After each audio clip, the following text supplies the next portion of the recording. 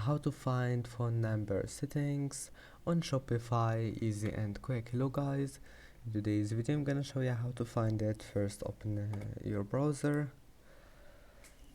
and then once you're here all you need to do just click on your profile here in top corner, and then click manage accounts, and after that here we'll find your account details, and that's it. Here we'll find phone number. Then all you need to do just click add, and then add your phone number here, and that's it. Click send authentication code. I hope that can help you, and after that just click save and go back. That's it for today's video. Don't forget to like and don't forget to subscribe, and thank you for watching this video until the end, and see you in the next video.